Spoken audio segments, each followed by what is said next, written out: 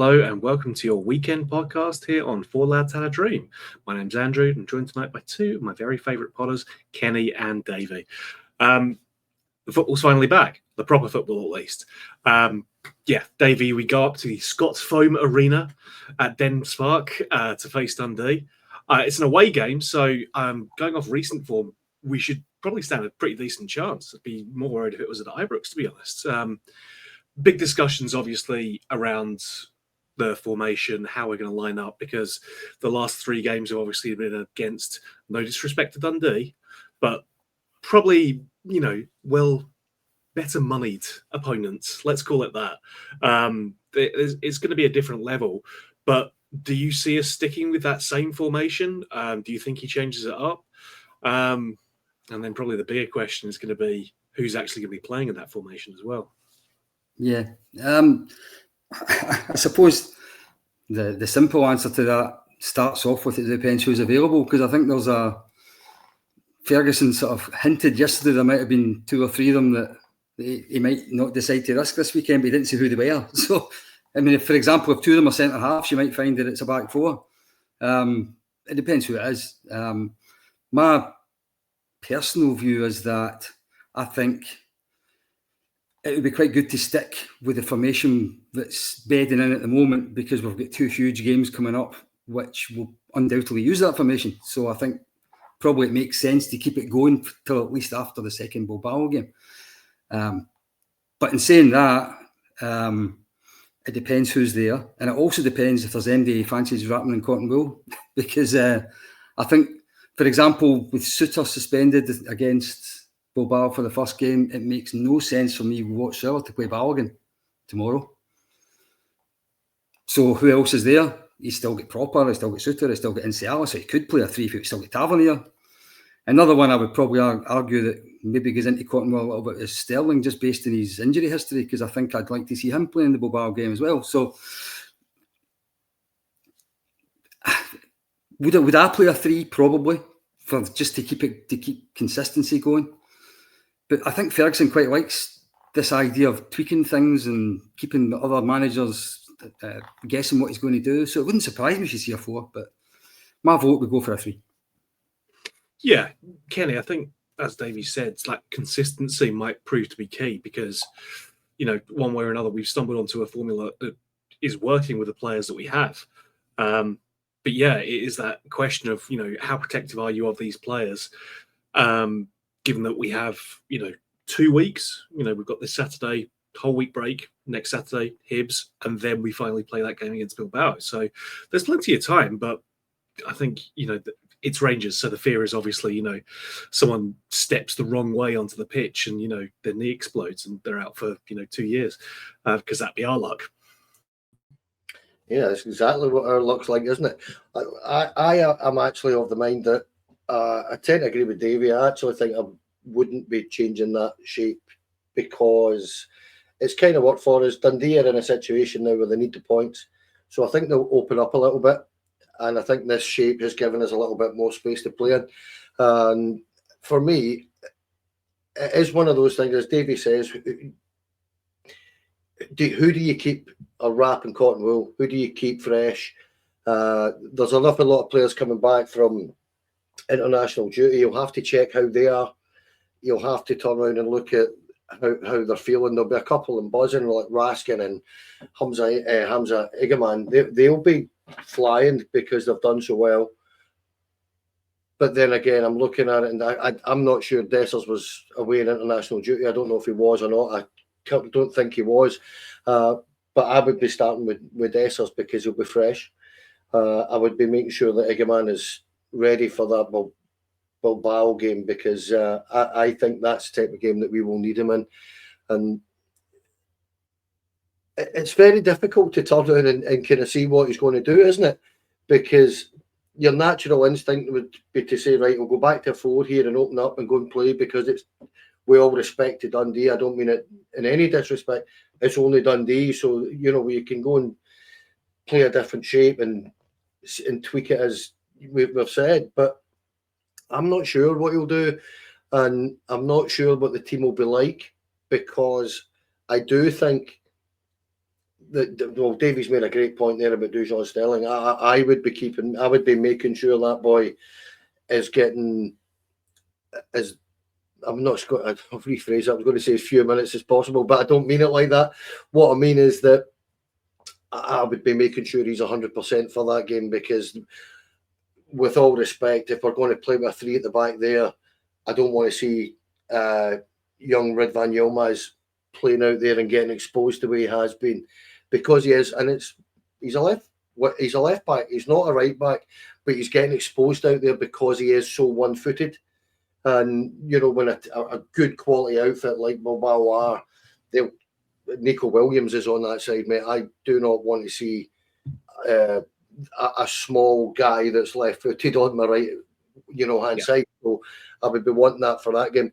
Other than that, it will be interesting because, as I say, I think that he might well rest a few of the players that are coming back from international duty and give them the extra few days, mate, because we've had a hell of a run of fixtures and they've had that to add on to it, mate. That's what I would think.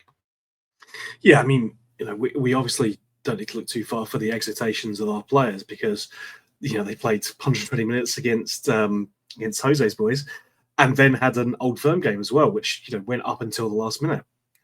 The good guys won. So, our players have had a lot of work, and that then on top of that, we've got the international break as well, where some of them have still played. So I would like to think that we don't have to have our absolute strongest 11 for this, Davie. It's Dundee. Again, with all due respect, but they're second from bottom. They've been on a fairly terrible run of fixtures. They got a good result in the derby in their last match. But prior to that, they hadn't picked up a win in something like, 5, 6, 7 games or something like that. So, with all due respect to them, this should be a relatively straightforward game for us. But as I say that, I'm very conscious that I said that about a large number of games earlier this season, which turned out not to be so straightforward. So it's Rangers, and especially this season, you never can tell which version of them is going to turn up. I'd like to think that Barry will have them appropriately motivated, though. Yeah, I think something that Ferguson keeps talking about. He wants to develop a winning habit. He wants to win consistently. He wants to be like what Rangers are meant to be and winning week on, week out. He's not won 2 games in a row yet. So we've had these highs, and because the penalty shootout against Fenerbahce, it felt as if it was 2 wins in a row. But in reality, we actually haven't strung 2 wins together yet under him. And I think there may be less changes than we actually expect, simply because I think it's important to him that he starts getting this winning habit built into the team. Whether that gets him the job's another story. We might talk about that later on. But so will he make changes? I think he will, but I don't think. I'm not expecting to see 5, 6, 7, Clement style resting half a team. I'm not expecting to see that. And quite interestingly, actually, a lot of the players that are in international duty haven't been playing regularly anyway. So you like your Hajis and Bajrami, Tom Lawrence, they've all been bit players in the last few games. So actually the international break might have actually increased their match fitness really and made it easier to start them. So yeah, I've written off Dundee before. I'm not saying you've written them off, but I think I have described Dens Park as a relatively straightforward place to go in the recent past and been bitten for it a couple of times. So, And I would say that I did actually watch that Dundee United game. And United, remember we had those 2 offside goals in Turkey? They had 2 very similar ones at Tannerise in the first half. They actually could and should have been 5-1 up at half time in that game. They were 3-1 up and they had 2 goals disallowed for centimetres. So yes, they hadn't been playing well, but that must have given them a huge boost to win the local derby away from home for the first time in years, score 4 goals, dominate the game. So they'll be feeling a bit better about themselves. So I'm expecting a hard game. It's a place we've drawn the last twice. Still expecting to win the way you are. But as I say, I'm not expecting a huge amount of changes, but I do think there will be a little injection of fresh blood into the team, and it wouldn't surprise me if Haji's one of them. I think he might be the third midfield player this weekend. Sure, that's interesting. I think Lyle Cameron, who's going to be a Rangers player coming into the season, is apparently an injury doubt. So I don't know if we'll get a chance to look at him. It's weird. He seems to keep picking up these injuries just before the Rangers games. It's probably a coincidence. I'm not sure why. But yeah, Kenny, a lot of this is about building on these wins that we've had. Fenerbahce, as Davie says, is obviously, we didn't win the last game, but we won the tie overall. And then going into the Old Firm game and winning that. As Barry has said, it's about trying to build that winning mentality. So we've got Dundee away, which should be straightforward. And then we're back at home again, which hasn't been particularly happy for us against a Hibs team who will be motivated to try and get a result. So a lot of this is going to be about, for the Dundee game, for me at least, is trying to lay down a marker and say that, while realistically the league is done, we're still going to, get as many points as we can in the time we have left. Yeah, and listen, there's no such thing as a lesser, more important game at Rangers. You've got to win every single game, Andrew. It's just the way our club is. And for me, Davie's made a good point there about the boys in international football actually getting some minutes and stuff like that. And how we go about getting a run of wins is going to be really, really important for Barry, isn't it? Because if he can go, and I'm not saying go from here to the end of the season unbeaten, that's, with the Europa League, that's unrealistic. But at the same time, domestically, there's no reason why he can't. And that, for me, is one of those kind of situations where Barry will want this job. Make no mistake, and he will have his players right up for every single game, starting tomorrow night, obviously. But Davie's right. It's one of those places that traditionally we've always done quite well in, but the last couple of performances we've had up at Dens Park have been brutal. Actually, we've been absolutely dreadful. So that's another one that perhaps even the players themselves will want to turn around and say, let put this to bed, because you know what a squad of boys are like. When they have the bit between their teeth like that, where they have a point to prove. And the good thing about it is we've had 2 weeks since the last game, and the place will be a happy place. It'll be quite buzzing, and they'll be itching to get out tomorrow night. And for Barry, I think it's important that, as you say, we need a run of games. We need to get a run of wins together that breeds confidence. And if we could start, we won the game a fortnight ago, but if we can win tomorrow, get the Hibs game out of the way, then it's on to Bilbao, isn't it? And if we've won those 3 games in the bounce, that gives you that confidence. And the Bilbao game is, listen, I'm going to be honest, domestically I've almost checked out now at the minute. It is one of those things. I just can't wait for this Bilbao game. It's because if you'd asked me a month ago, I'd have pretty much told you I felt the season was over, and it's not. We've got an enormous, the biggest game of our season coming up in a couple of weeks, and I'm buzzing for it. And I'm sure the players and the manager are too. And I think the manager, if he wants the job, Andrew, will have this instilled into these players that we need to win every single game. Absolutely. It is the last thing we've got to play for now. And it's Rangers in Europe, especially in the Europa League. We find ways to make the impossible happen. It'd be really good if we made something really impossible happen this season to give us something to hold on to. But game at a time, it's a quarter-final. You've got a chance. But let's focus on the manager's comments from today, press conference day with Barry Ferguson and then Jack Butland, giving the press interviews. Obviously, the most important question that Barry Ferguson had to have was Václav Černý's drinking habits. This isn't like anything too untoward. It's just, got some Celtic fans a little wet. Shocking lack of respect, apparently. And I think Barry handled it quite well, Davie. Just said we want our players to enjoy and celebrate their goals and their victories. We've had a private conversation. It will remain in-house. Seemed quite even-handed and calm. And then another manager got involved and said, total lack of respect. Shocking. Which is interesting coming from the manager of a team who have, let's say, have not always been particularly respectful when they're visiting our ground. So, but, if we wanted to point out the hypocrisy from the other side of the city, we'd be here all day. What did you make of Barry's, thoughts about the disrespectful celebration of Vaclav Černý? Storming a water bottle, that's got to be the headline, isn't it? Okay, let's be fair. Let's be fair, right? So if Celtic came to Ibrox, scored a late winner, and Jota ran up the touchline, spraying a water bottle into the enclosure, would we be happy about it? Absolutely not, right? But would we get press conference questions about it 2 weeks later? Would the press still be going on about it and getting column inches out of it? And would their manager have to be talking about it and again 14 days after it? No chance. No way. It's one of the things, if it's your team, you're going to find it funny. And actually, the supporters of every team are going to find it funny except one. And it just so happens to be the one team that complain about absolutely everything anyway.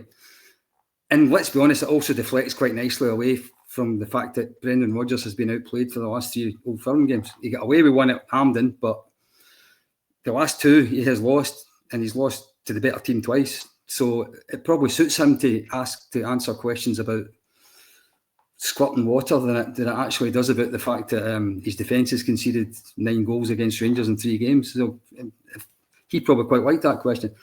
As far as Ferguson's concerned, I thought his answer was absolutely spot on. Absolutely spot on. We deal with in-house,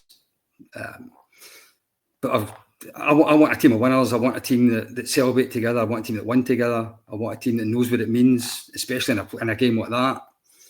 And he's building a beautiful lack of respect for Celtic. And you got it spot on. They showed us so little respect, especially the likes of Brown and Griffiths for years when they were lording it over us. Well, they can take a bit back. And unfortunately, they don't like taking it back, but they've no choice in the matter. They're just going to have to. It comes down to this. It's, as you say, Davie, if it's against you, obviously you'll find it infuriating. But if it goes your way, then you'll find it objectively hilarious, because it was. And it is that thing of just, if this, and instances like this have happened to us in the past, we're annoyed by it for a few days. The standard time it takes you to get over an Old Firm loss, and then you move on. But this is, as you say, a club who can't let go of certain things. Can it? Andrew, listen, I'm an old-fashioned guy. I'm brought up in the 70s, and I was brought up to be told that you earn respect. And if you earn respect, you can quickly lose that respect and earn disrespect. And 10 years of them stoating into our place thinking they own it because they had a better side than us. Listen, you treat people the way you would expect to be treated yourself. That's the way I was brought up. And I've watched them for years do this to us.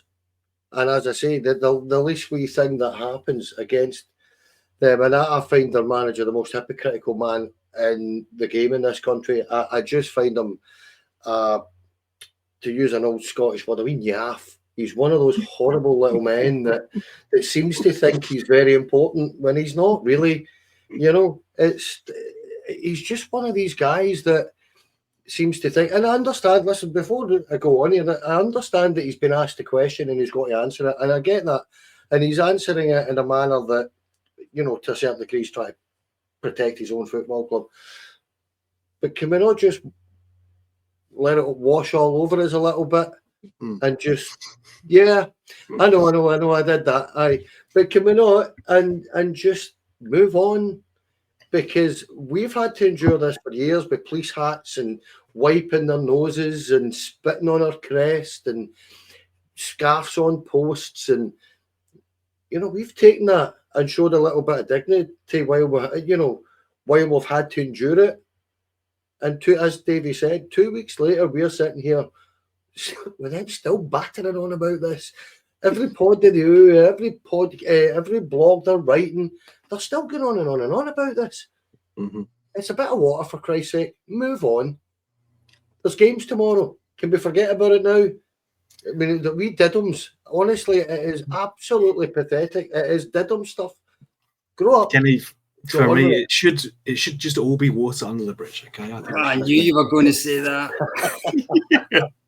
But if it's an easy, cheesy pun, Davie, you know I'm going to have to go for it. I know you beat me to it.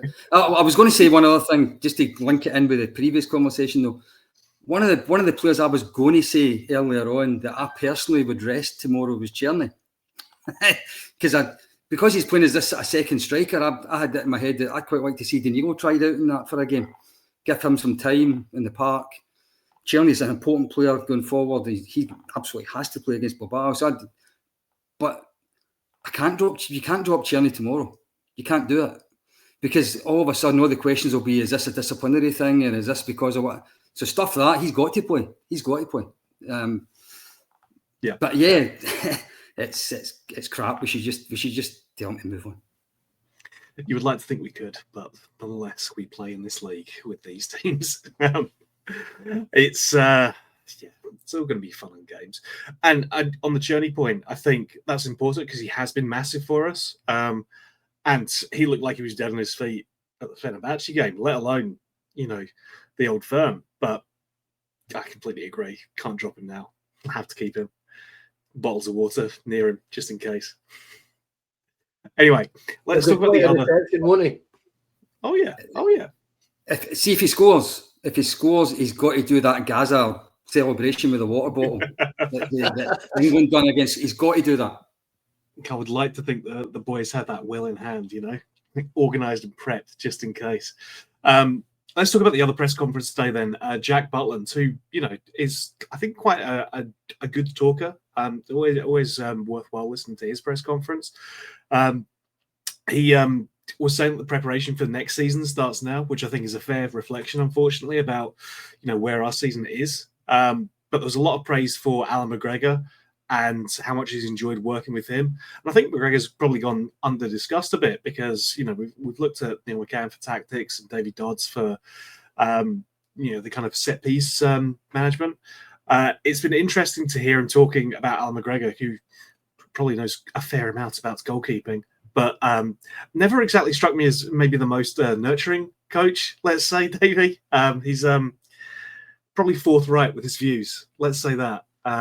But it was interesting to hear Jack talking about that, and obviously working with Alan McGregor has got to be massively beneficial to him. Well, the two elements to that, one is the bit about next season. So next season, I don't know if McGregor will be there. I don't know if Butland will be there. If I'm absolutely honest about it, I'm not 100% sure how many years he signed on for, but next season would be season 3. I think it's 4, David. Is it 4? I think it is. Yeah, because if it had been 3, I would have been saying this summer could be when you sell them.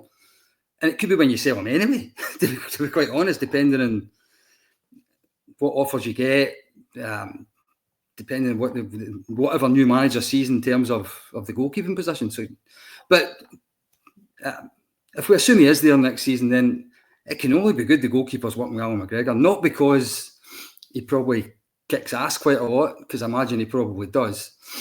But he does strike me as the kind of absolutely perfect combination between keeping something fun and light-hearted, but at the same time, when you absolutely have to, it becomes deadly, deadly serious. And I can imagine every mistake they make, he will absolutely pounce on it. And the good thing about a coach in that position that does that is that he can say, "But I've done it." I'm entitled to be able to say that's not good enough because look what I did. Because I can see actually he'd be not bad at it. Although it did surprise me when we took him on, because I never saw him as a coaching type. I think he was just quite happy to be enjoying his golf, Davie, I don't think he seemed like the kind of personality who wanted to get back involved, but I think when Barry calls you, I'll do him a favour, Kenny, just very quickly before we come on to our final topic, we've been linked to the Israeli striker Dor Turgeman. I have absolutely no idea if I pronounced that right, but I'm throwing it out there. Why not? That's right. Yeah, sounds okay to me. Obviously, looks fantastic in all the videos we've watched so far. Got a fairly decent scoring record. Who knows? I mean, are we just at this point where we're starting the transfer talk early because we've not got much else to talk about, or is this just the kind of area that we need to be looking at in terms of incoming players? Well, the stories came from over in Israel, hasn't it? It's we had scouts over there looking at the boy. I think he's a full international now. I think he's got 7 or 8 caps. I think it's 7. Plays for Maccabi Tel Aviv. Won the league over there. Scored, I think it's about 1 and 2 this season, which is pretty decent. At any level, that's pretty decent. Big, tall, quite quick. Looks technically pretty decent, but then again, it's showreels in it. The YouTube videos that you could make me look like Maradona, and well, maybe in weight, but not not with that left. But it is one of these things that these showreels are always a little bit misleading because you do see nothing but the best of a player, but he does look quite tidy. And the one thing I will say is that any time I see any kind of Israeli side these days, then they might not be top tier, but there's always good players in their teams. They're always really quite technical and efficient and nippy and pacey and all that kind of thing. So I've got no concerns about looking in that kind of area because it's what we have to do. We've looked in Cyprus, we've looked over in Morocco. It's these kind of leagues that we are going to have to try and find if we're looking for younger players, like that kind of project type player. And we know, Steve and I discussed this the other day, we don't want too many of them. But, there's no harm in getting a player that you believe is going to go to the top level. If you can get this kid for say $1 million or $1.5 million or whatever it's going to be, I have no idea. There's just a number that came off the top of my head there. But if you can get this boy in the cheap and sell him at a high profit, then that's what the intention is. We're looking in those kind of areas. Said that, mate, I have no clue about him whatsoever. Don't know anything about him. Had never heard of him till yesterday. I've watched about 10 minutes of him on a show reel, and that's me. So, yeah, who knows, mate? But it is one of those things, Andrew, that you said it in the question. Is this just the start of the transfer ramp up? It probably is, mate. Yeah. I think the interesting thing for me, Davie, was it does fit the kind of profile that we've been looking at. A player who has good stats on paper, is young as well. He's only 21, coming from probably an undervalued league as well. Certainly not one of the top 5s. And for the biggest point for me, not coming from one of the English leagues where he'll be getting paid far more than he's probably realistically worth, and close to being unreasonable for our price range, because even the Championship now players are getting paid what's close to the top tier of the wages that we're going to be offering. So it's certainly interesting. Profile looks right, but again, is this just paper talk for the sake of paper talk? I think we'll be linked with countless players before we sign anyone. So this is just the first in many, I think. But I know nothing about him either. But it's one of these relatively low financial risk with a big potential financial reward if it comes right. And Kenny's absolutely spot on in that you don't want to fill your squad with them, but there's absolutely no harm in having 2 or 3 in there. And the other thing I would say about this guy is that if he happened to wear a Rangers shirt, what would it be like if he scored the winner at Parkhead and ran towards the Green Brigade? I'm sure they would take it in the typical stoic fashion, Davey. Whatever transfer fee we paid, it would be worth it that day alone. Indeed. Right, very quickly then, as we wrap up, let's take a look at the manager odds, because again, this is a market that Kenny could influence by dropping 20 quid down on it, but nonetheless, it's still interesting to see where the conversation is around. Although I suspect some of these names are less realistic than others, but who knows? Currently, the favourite is Steven Gerrard, Barry Ferguson in second, and then Jose Mourinho in third. Now, I'm pretty sure the only people who have been really actually talking about Jose Mourinho coming to Ibrox are like guys like us on podcasts going, that'd be really fun though, wouldn't it? So I'm not entirely sure how realistic that one is, Kenny, but the Gerrard link I don't think would go away because of his history with the club and because of, everything he's done. He's the last league winning manager that we've had. And Barry Ferguson's obviously going to be in the mix because he's been, I think, probably overperforming where folk thought he would be at. I don't think anyone saw him getting a win over Jose. I certainly don't think anyone saw him going to Parkhead and getting a result there as well. So I think it's just an interesting way of looking at where the conversation has gone, because we've lost the kind of Muscats and Russell Martins and folk like that. They're no longer being linked as much. These are the three who are the main ones in the frame at the moment. So interesting to see where that conversation's going. Yeah, you're absolutely right though. But if I stick a fiver on two of them and a tenner on the other, that's going to confuse things, isn't it? It's just, it is. I know a guy that was a bookie years ago, and he actually explained that there's no money in this nonsense. Like, nobody actually bets on this thing. The bookies kind of fire this stuff out, and nobody really particularly bets on this thing. So when somebody does go and stick 50 quid on it, they'll come down 10 points. It's as simple as that, because, well, somebody stuck money on it, so they better bring the odds down. And that's probably exactly what's happened with Jose. He was I think at 25 to 1. He's now about 15 to 1. And you're like, well, yeah, I think he's on about £6 million a year, mate. And at Fenerbahce, I don't think he's coming here. Hey, we got high hopes for the 49ers, but I'm not sure they're going to be that generous towards us, Yeah, and Russell Martin is still lingering about in the odds, but, a wee note to the 49ers, going to not do that. Honestly, he's not the guy that we need. These possession-based, philosophy managers are not what we need at Rangers. We've had a couple of these of late that all they want to do is keep the ball and play this horseshoe, and it just frustrates the bejesus out of us at times, doesn't it? We've watched it with Beale, we watched it with Gio, even to a certain degree we watched it with Gerrard when it wasn't working at times. That this possession-based stuff has got to have a purpose, and having watched enough of Russell Martin's teams, and he's a good manager, I'm not suggesting he isn't, it's just not the kind of manager I think that we should be looking for. So a wee note to the new owners, don't go there, because it'll not be a good start for us. But listen, who the manager is, I think Barry is in pole position at this minute in time because he has the job.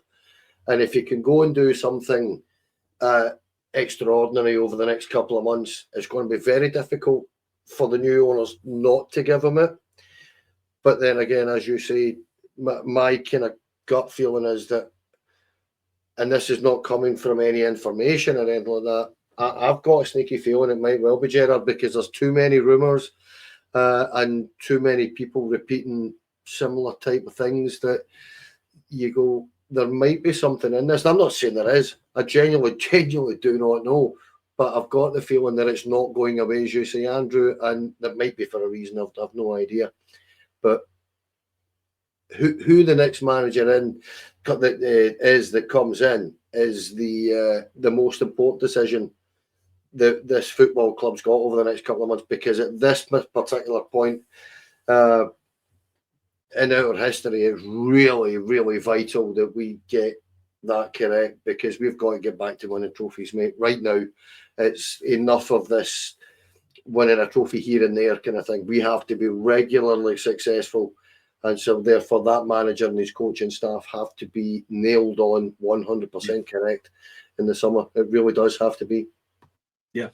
And Davey, I think the thing is that if you bring in a philosophy-based manager, you're going to be spending 6 months getting them up to speed, getting the squad and players up to speed, especially if we think there's going to be, again, a big rebuild coming this summer. It's been the last 4 or 5, but we're going to do it again. That's going to take time for players to bed in, get used to the league and everything else, and then we do that, and then we're 6 months down the line, and the league's disappeared over the hill. So, yeah, I mean, I think my thinking kind of matches with Kenny's in terms of what type of manager we need to be getting in. I've got personal objections to Russell Martin because I haven't forgiven him for his defensive performances for us the last few times he played for us. Setting aside his ability as a manager entirely, I just think it is, as Kenny says, the most important decision they're going to make because it will absolutely set the tone for next season. Yeah, and don't ask me who it's going to be because I haven't a clue. The only philosophy a Rangers manager actually needs is this team needs to win week in, week out and bring silverware to Ibrox. However we play, it doesn't actually matter how we play. That's what the great Walter Smith was an exponent of that exact philosophy. I'll be flexible anyway. I'll play whatever way I think will work best to win this particular game. And it's got to be as simple as that. And what I will say about bookies odds, and I don't know that I usually bother with bookies odds about anything, but if I look at the last couple of times that significant new ownership came into Rangers, so back in the mid-80s it happened. Jock Wallace left, the Lawrence Marlborough, David Holmes ownership of the club, if you like. What bookie had Graham Souness in the odds? Absolutely nobody. Then go into the more recent times when the Three Bears took over, etc., and Mark Warburton left. Who would have said Kashinya? Was he anywhere in the odds? And then who would have said Gerrard? Was he anywhere? So it wouldn't surprise me if the next Rangers manager is somebody that nobody's talking about. I think these odds are only based on the chat online. Actually, I don't think they're based on anything other than that. There's no inside information. There's nothing. It's listening to podcasts, reading message boards, listening to rumours, and we'll just create a list out of it. Who's getting mentioned the most? Yeah. It might be Gerrard, but yet again, it wouldn't surprise me if it's somebody that nobody's talked about at all. No, completely. We don't know. It's still going to be in the future, so we don't know who is likely to be coming in. But I think, as the guys say, it is going to be a massive decision because, like I say, it will set the tone for us going forward. Before we go, I want to thank all of our lovely members who are scrolling along the bottom screen right now. Look at that, as if by magic. These are the guys who are contributing. They're members of the show. It means that they, I think the most important benefit is they can use little stickers of Stevie's face in the chat, including this lovely one just above Kenny's head there. Very important. That's, I think, one of the best membership bonuses that you get with the Full Lads. We do also have exclusive interviews with some of the guys who contributed to the Davie Cooper documentary, which is still available to watch, and you should go and check it out if you haven't, and you can rewatch it again if you wanted to as well, just to help boost our viewership numbers, because validates all the work that we did, especially Davie, because he did most of it. We'll really strongly encourage you to check that out, and can't thank the guys who are members of the channel enough, because they help us do these kind of things. They help the channel grow. They help us do things that are cool, and I can't thank them enough. If you're not a member, we just ask that you subscribe. You like the video, that's free. It doesn't cost you anything. Maybe it annoys you slightly if it pops up on YouTube, but we like to think that when you get a notification from us, it's a good thing, not a bad thing. We hope, at least. If you want to hate subscribe to us as well, as we know a number of fans from the other side of the city do, then we appreciate it nonetheless, because you're helping us grow. So thanks. And before we go, I want to thank my two lovely co-hosts, because I know we have to have a contingent of Baldies on the pod. It's good to get two of them together as well. Representing an underserved minority, especially on this podcast. But I couldn't do without these guys. So, Davie, first of all, thanks to you, mate. No problem at all. And just in case you're unaware, male baldness just means you've got lots of male sex hormones. So it's actually a good thing. One last thing I'll say before I sign off, to show that we read the comments. There was a couple of comments the last time that my camera was flickering, and so I have investigated and found out what the problem was. LED lights above my head are now switched off. So we do read the comments just to show that your opinion is important to us. And it's been a good night tonight, and thanks very much for having me on again. Look forward to the next time. Of course, mate. No worries at all. Always like to bring in people who are, more knowledgeable and experienced. That's most of the podders, but still, can't thank you enough, mate. Kenny, as always, mate, appreciate you coming on, and thank you very much, mate. Yeah, we've seen you in Rangers quizzes, mate. You're not good. You're not good at all. But you're also my very hairy friend, so fair play to you for having that amount of hair and go and get a haircut, mate, because you need one. And stop keeping barbers' children from starving, will you? Go and get a haircut. All right. And thanks, Kenny. David. And thanks, Andrew. I thoroughly enjoyed that. Appreciate it, mate. Kenny, I live outside of London. Believe me when I say the barbers here are getting plenty of money already. They don't need my help. They are. Folks, again, we can't thank you enough out there in the world for tuning in and checking the stuff out. We appreciate you enormously. Please like, share, subscribe, all that good stuff. All the social channels are in chat in the comments below, so please subscribe to those and we'll keep you up to date. Stevie will keep you up to date. Like, we're very, very barely involved, but still, he'll keep you up to date.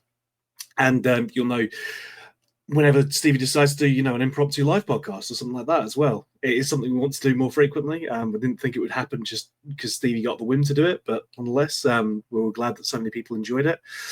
Can't thank you guys enough. Again, your support means everything to us. We passed 10K people watching the Davie Cooper documentary, which is ridiculous, more than we expected. And we're already making big headway towards 7,000 subscribers on YouTube as well. So thanks again, folks. We appreciate you checking us out. Hope your team wins come this weekend. Until we talk to you again. Yes. Can I just Kenny? very quickly say, I think Steve and I are doing an after match tomorrow night if people want to tune in.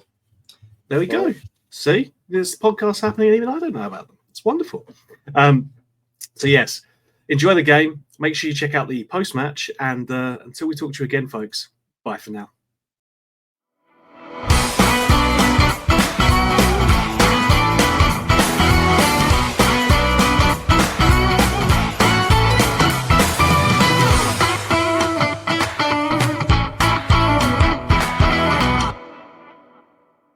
The Four Lads podcast is sponsored by Rhino Express, Clydeview Joinery, Athol Industrial Solutions Limited, and CSD Air Conditioning, in partnership with Black Rooster and Art of Gold. Thank you for listening to or watching the podcast. We hope you enjoyed the show.